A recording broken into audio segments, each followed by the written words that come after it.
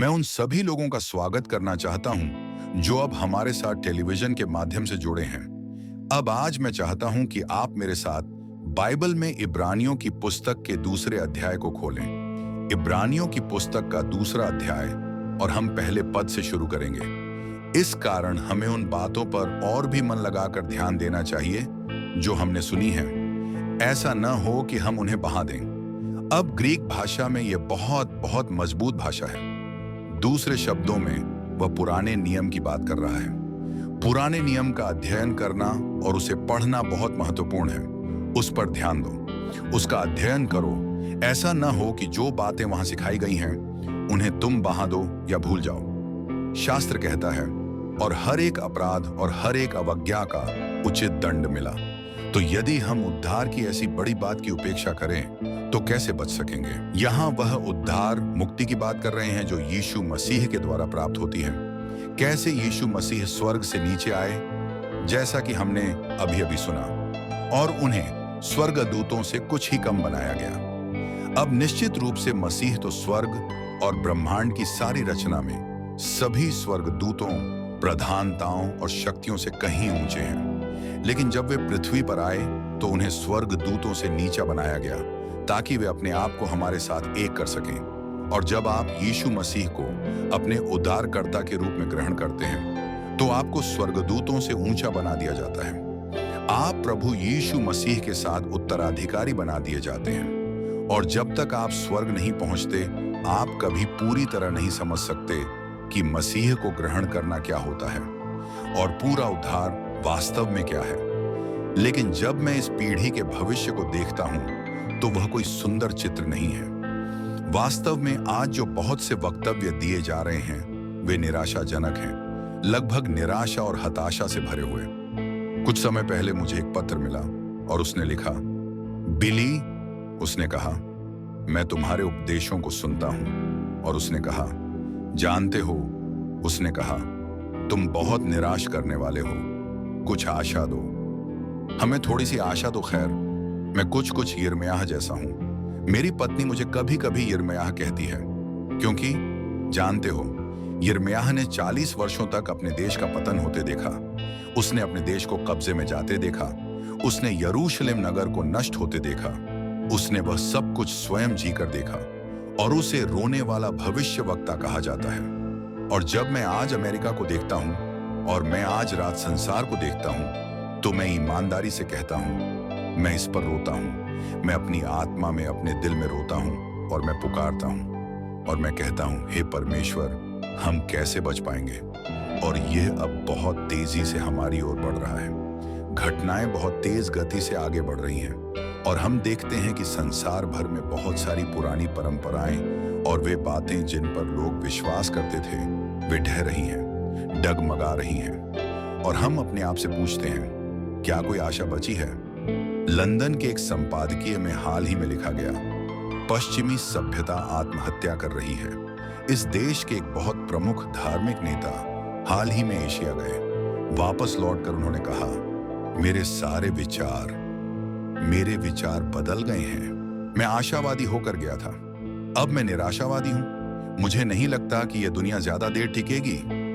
ये एक निराशा से भरी दर्शन शास्त्र है।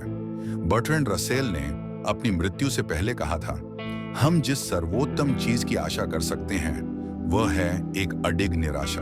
अब जरा सोचिए, ये एक प्रतिभाशाली व्यक्ति था, एक विद्वान लेखक, जो कह रहा है जिस एकमात्र चीज की हम आशा कर सकते हैं वह है अडिग निराशा। हर जगह निराशा। एक हालिया शीर्षक में लिखा था, वैज्ञानिक निराश हैं क्योंकि उन्होंने एक बार फिर परमाणु घड़ी को आगे बढ़ा दिया है। अब शास्त्र इफिसियों की पुस्तक में कहता है, उस समय तुम मसीह के बिना थे, तुम्हारी आशा कुछ न थी और तुम इस संसार में बिना परमेश्वर के थे। अब अगर मसीह ना होता तो मुझे नहीं लगता कि मेरे पास कोई आशा होती। संयुक्त राज्य अमेरिका के एक सीनेटर ने मुझसे कुछ हफ्ते पहले कहा, मैं सीनेट के भोजन कक्ष में कुछ सीनेटर मित्रों के साथ भोजन कर रहा था और उन्होंने मुझे अपनी मेज पर बुलाया और उन्होंने कहा, बिली, उन्होंने कहा, क्या तुम आशावादी हो या निराशावादी? उन्होंने कहा, हम यहाँ इस मेज पर इस बात पर बहस कर रहे हैं। मैंने कहा, मैं आशावादी हूं। उन्होंने पूछा, तुम ऐसे संसार में आशावादी कैसे हो सकते हो जिसमें हम रह रहे हैं? अब सोचिए, ये एक संयुक्त राज्य अमेरिका का सीनेटर कह रहा है और वह बहुत लंबे समय से सीनेट में है। मैंने कहा, मैं आशावादी हूं क्योंकि मैंने बाइबल का आखिरी पन्ना पढ़ा है। मुझे पता है कि अंत में सब कुछ ठीक होगा। परमेश्वर के पास एक योजना है। हम कैसे बच पाएंगे यदि हम इतने महान उद्धार की उपेक्षा करें? मैं आज के विश्व परिदृश्य को देखता हूं और मुझे स्थायी शांति की ज्यादा आशा नहीं दिखती। मैं आज के विश्व को देखता हूं और अमेरिका की स्थिति को देखता हूं और मैं लगभग हर दिशा में भ्रष्टाचार देखता हूं। हर बार जब वे कोई जांच समिति नियुक्त करते हैं तो वे सांपों का झुंड उजागर कर देते हैं। स्थानीय सरकार, ऊंचे पदों की सरकार, संघीय सरकार, राज्य सरकार, व्यापार, जीवन के हर क्षेत्र में लगता है कि हमारे पास भ्रष्टाचार है।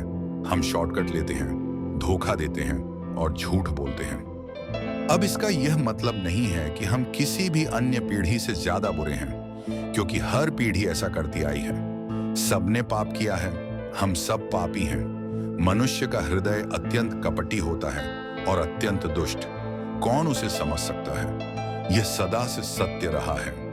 आज मैं प्रचार कर रहा हूं, उसका कारण यह नहीं है कि मैं इस नाश होने वाली दुनिया को बचाना चाहता हूं। जिस दुनिया में हम रहते हैं, यह नहीं बचाई जाएगी।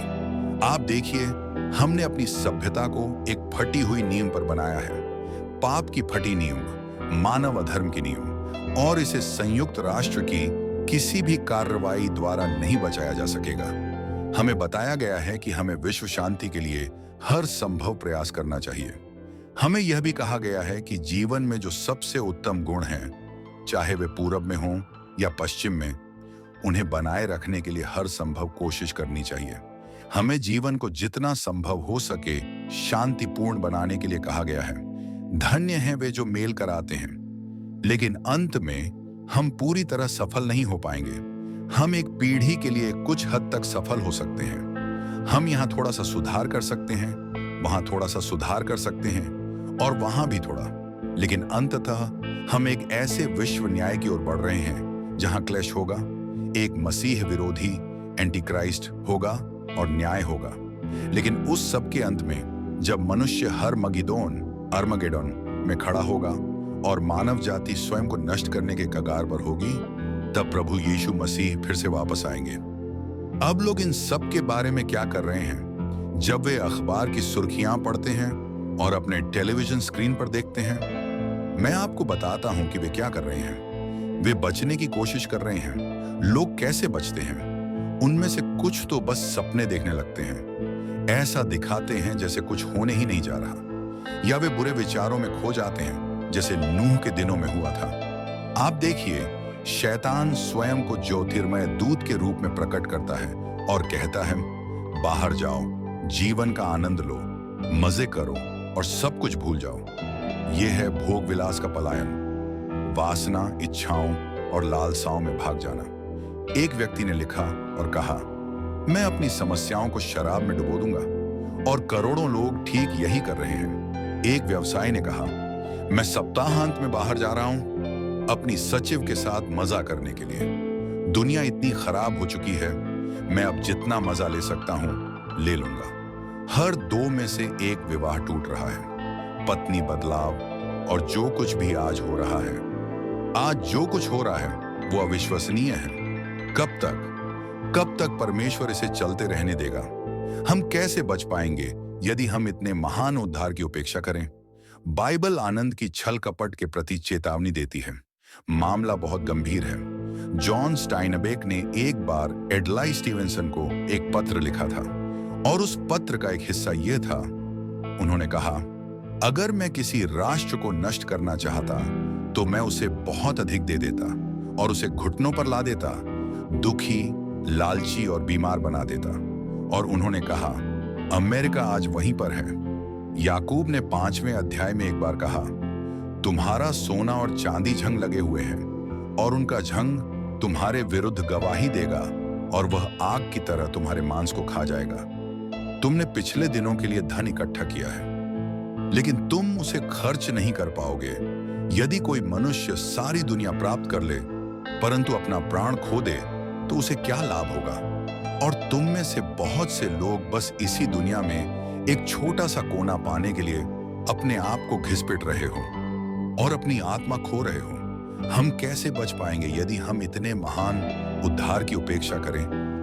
हमारे देश के एक प्रसिद्ध सीनेटर की पत्नी ने हाल ही में प्रेस में कहा, प्रिय परमेश्वर, सारी खुशी कहां चली गई? सच्ची खुशी, आनंद और शांति जैसे गायब होते जा रहे हैं। लोग अब औसत शहरों में भी रात को सड़कों पर चलने से डरते हैं। डकैती, हमला, अपराध, हत्या।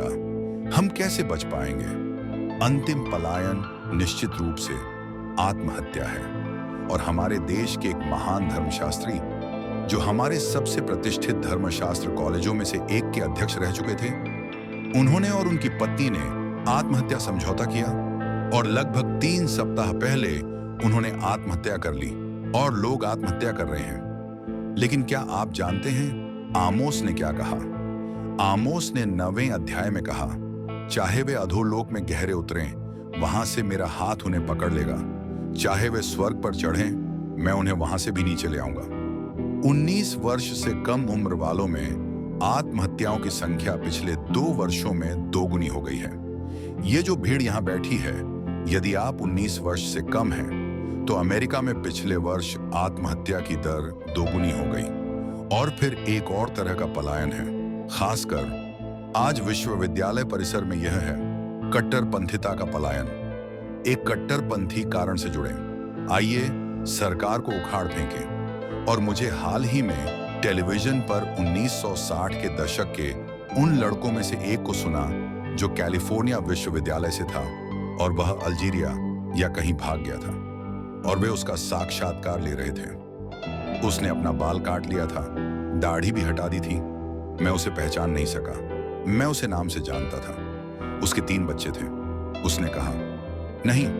उसने कहा, अगर मैं अमेरिका वापस लौट सकता, उसने कहा, तो मैं उस व्यवस्था में फिट हो जाऊंगा। क्योंकि उसने कहा, मैंने दुनिया भर में यात्रा की है यह जानने के लिए कि अमेरिकी व्यवस्था दुनिया की सबसे महान व्यवस्था है। आप देखिए, आप क्या करते हैं? जो आप करते हैं वह एक पापी भीड़ को दूसरी पापी भीड़ से बदलना होता है। आप कभी भी किसी को पूरी तरह से 100% शुद्ध और पूरी तरह से ईमानदार नहीं पा सकते। ऐसा केवल एक ही व्यक्ति था जिसने ऐसा जीवन जिया और वह था यीशु। और जो हम आज देख रहे हैं वह है आदर्श की तलाश। आप आदर्श व्यक्ति की तलाश कर रहे हैं, आदर्श राजनीतिज्ञ, आदर्श व्यापारी, आदर्श श्रमिक संघ नेता। आप ऐसा नहीं पाएंगे। इसलिए आपको समाज में मानव स्वभाव के साथ निपटना होता है जैसा वह है। अब मैं आपको बताना चाहता हूं, वहां हजारों ईमानदार राजनीतिज्ञ हैं। जितना हो सकता है उतने ईमानदार, जितना ईमानदार उपदेशक होते हैं। क्योंकि बाइबल सिखाती है कि हम सभी परमेश्वर की महिमा में कमी लाए हैं। मैं वॉशिंगटन में और हमारे राज्य की राजधानियों में कुछ बेहतरीन लोगों को जानता हूं जो हमने कभी देखे हैं। लेकिन सर विंस्टन चर्चिल ने एक बार कहा था, हमारी समस्याएं हमारे लिए पार कर चुकी हैं। उन्होंने कहा, यहां से कोई रास्ता नहीं है। हम कैसे बच पाएंगे यदि हम इतने महान उद्धार की उपेक्षा करें? हमारी आशा क्या है? तो मैं आपको बताना चाहता हूं कि आपके पास कुछ आशा होना बहुत जरूरी है। क्योंकि देखिए, आपके पास केवल वही विश्व समस्याएं नहीं हैं जिनका मैंने उल्लेख किया, बल्कि आपके पास अपनी व्यक्तिगत समस्याएं भी हैं। आपके पास अपनी व्यक्तिगत दबाव हैं। आपके पास वह व्यक्तिगत नरक है जिसमें आप अभी जी रहे हैं और आप उससे बाहर निकलने का तरीका और पलायन का रास्ता खोज रहे हैं। मैं इससे बाहर कैसे निकल सकता हूं? आप आदर्श व्यक्ति की तलाश कर रहे हैं, आदर्श राजनीतिज्ञ, आदर्श व्यापारी, आदर्श श्रमिक संघ नेता। आप ऐसा नहीं पाएंगे। इसलिए आपको समाज में मानव स्वभाव के साथ निपटना होता है जैसा वह है। अब मैं आपको बताना चाहता हूं, वहां हजारों ईमानदार राजनीतिज्ञ हैं। जितना हो सकता है उतने ईमानदार, जितना ईमानदार उपदेशक होते हैं। क्योंकि बाइबल सिखाती है कि हम सभी परमेश्वर की महिमा में कमी लाए हैं। मैं वॉशिंगटन में और हमारे राज्य की राजधानियों में कुछ बेहतरीन लोगों को जानता हूं जो हमने कभी देखे हैं। लेकिन सर विंस्टन चर्चिल ने एक बार कहा था, हमारी समस्याएं हमारे लिए पार कर चुकी हैं। उन्होंने कहा, यहां से कोई रास्ता नहीं है। हम कैसे बच पाएंगे यदि हम इतने महान उद्धार की उपेक्षा करें?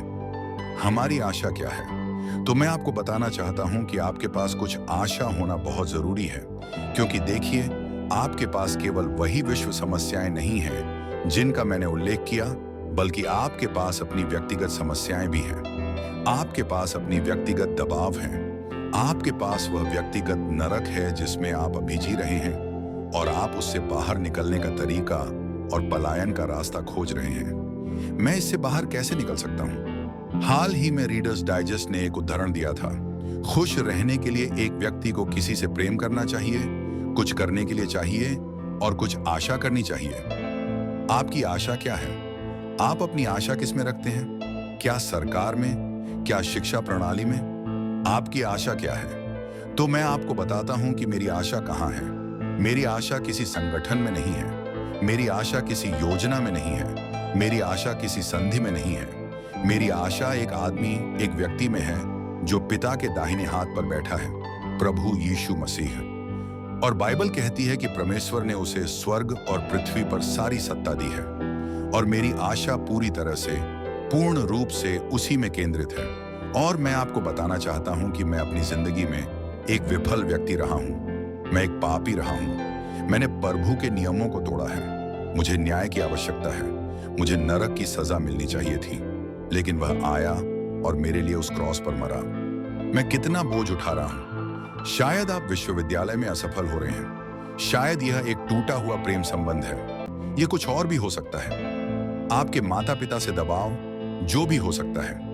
शायद आपके माता पिता का तलाक हो गया हो और इसने आपको चकनाचूर कर दिया हो, और आप उस दबाव को महसूस कर रहे हो, और आप भागना और छिपना चाहते हैं, और आप पलायन करना चाहते हैं। आपने ड्रग्स का रास्ता अपनाया, आपने शराब का सहारा लिया, और यह काम नहीं आया। यह बहुत जरूरी है कि आपके पास आशा हो। यदि आपने अपनी आशा खो दी तो आप समाप्त हो जाएंगे, चाहे आप पुराने हों या युवा। जो ऑक्सीजन फेफड़ों के लिए है, वही आशा मानव जीवन के अर्थ के लिए है, और मानवता का भाग्य इस पर निर्भर करता है। मुझे विश्वास है, हाल ही में एक प्रसिद्ध हृदय रोग विशेषज्ञ का लेख प्रकाशित हुआ था, और उन्होंने कहा, आशा वह दवा है जिसका मैं सबसे अधिक इस्तेमाल करता हूं। जब एक आदमी को दिल का दौरा पड़ा हो, उन्होंने कहा, तो मैं तुरंत उसे आशा देना कोशिश करता हूं। एक प्रसिद्ध चिकित्सा प्रोफेसर ने कहा, इस अवस्था में आशा दवा के समान है। हम कैसे बच सकते हैं? और क्योंकि वह आया और उस क्रॉस पर मरा, मैं उद्धारित हूं। मैं बच गया हूं। मेरे पास आशा है। मुझे पता है कि मैं स्वर्ग जाऊंगा, और मुझे यहाँ और अब प्रभु की उपस्थिति मेरे साथ है, जो मुझे इस वर्तमान जीवन में मदद करती है। क्या आपके पास ये आशा है? बाइबल मृतकों के जी उठने की आशा के बारे में बात करती है। पॉल ने मृतकों के जी उठने की आशा के बारे में बात की, और उसने कहा, अगर केवल इस जीवन में हम मसीह में आशा रखते हैं, तो हम सब मनुष्यों से सबसे अधिक दुखी हैं। क्या आप एक ईसाई हैं? आप कहते हैं, हाँ, कहीं ना कहीं जब मैं लड़का था या लड़की थी, मैंने मसीह को उद्धारकर्ता के रूप में स्वीकार किया, लेकिन बस इतना ही। पॉल ने कहा, अगर केवल इस जीवन में मेरी आशा है, उसने कहा, तो मैं दुखी हूं। लेकिन उसने कहा, वहां एक निरंतर शहर है, एक शहर है जिसका निर्माणकर्ता और कारीगर प्रभु है, स्वर्ग आने वाला है। और बाइबल मृतकों के जी उठने के बारे में बात करती है। हाँ, हम मरे हुओं में से जी उठेंगे। हाँ, मृतकों के जी उठने की आशा है और धार्मिकता की आशा है। हम आत्मा के द्वारा धार्मिकता की आशा के लिए प्रतीक्षा करते हैं। धार्मिकता विश्वास द्वारा पौल ने गलातियों 5:5 में कहा, अब यह शब्द वास्तव में उसी शब्द के समान है जिसे हम धार्मिकता कहते हैं। जब भगवान माफ करते हैं, यीशु क्रॉस से कहते हैं, मैं तुमसे प्रेम करता हूं, मैं तुम्हारे द्वारा किए गए हर पाप को माफ करने के लिए तैयार हूं। इसका मतलब है जैसे तुमने कभी पाप नहीं किया। अब मान लीजिए कोई व्यक्ति मेरे खिलाफ कुछ करता है, मैं कहता हूं ठीक है, मैं तुम्हें माफ करता हूं, तुम माफ किए गए हो, लेकिन मैं इसे अभी भी याद कर सकता हूं। 10 साल बाद मैं तुम्हें देखूंगा और कहूंगा, हाँ, मुझे याद है तुमने मेरे साथ क्या किया था जब मैं विश्वविद्यालय में था। मैंने तुम्हें माफ किया, लेकिन मैं कभी भी नहीं भूल सकता कि तुमने मेरे साथ क्या किया। लेकिन देखो, प्रभु ऐसा नहीं करते। प्रभु माफ करते हैं और भूल जाते हैं और तुम्हें ऐसे धर्मी मानते हैं जैसे तुमने कभी कोई पाप किया ही नहीं। वह इसे भी याद नहीं कर सकते। अविश्वसनीय, लेकिन यही होता है धार्मिकता की आशा। क्योंकि देखो, अब मैं प्रभु यीशु मसीह की धार्मिकता में वस्त्रित हूं, और जब प्रभु मुझ पर दृष्टि डालते हैं तो वह मुझे मेरा वह पुराना, बुरा और पापी दिल नहीं देखते, वह देखते हैं आज की वचन से सभी को प्रभु आशीष करे। धन्यवाद। जय मसीह की।